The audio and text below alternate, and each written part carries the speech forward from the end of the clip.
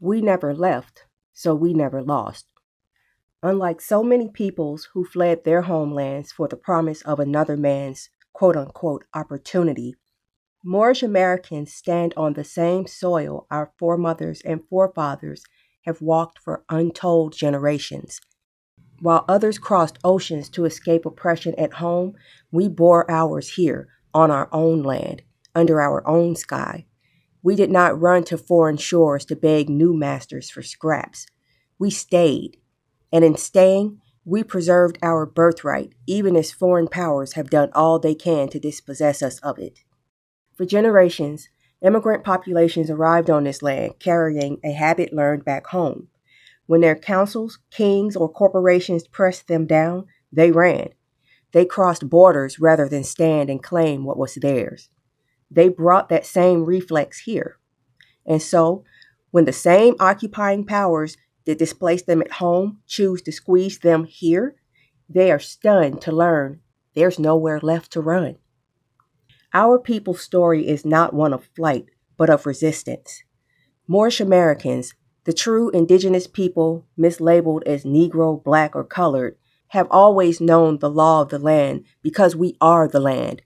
We could not run because there was nowhere to run from. We could only stand. Immigrant communities often lack the generational experience of resisting colonial structures from within.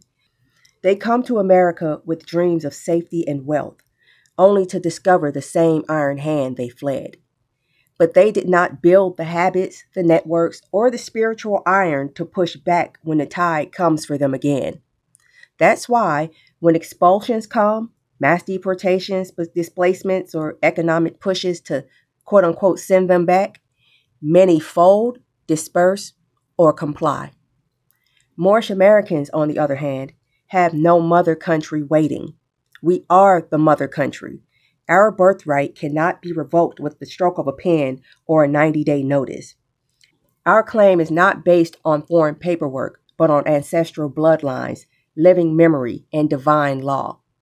Generations of Moors have carried the burden of being forced off our lands in pieces, but never in whole. And so we stand today with lessons learned, knowing that sovereignty is not begged for, nor boarded on a ship. It is stood upon. So what must we do now? We teach our children the truth that was hidden. We publish books like Moors in America to place the facts back in our hands. We gather under our own flag, build our own temples, and operate our own businesses on our own soil. We share our sacred science, our treaties, our names, our principles, not as petitions for foreign recognition, but as declarations of continued existence. To every Moorish American reading this, your homeland never left you. Stand where your ancestors stood. Claim what your ancestors claimed. Moors don't run when the occupying powers push. We root deeper.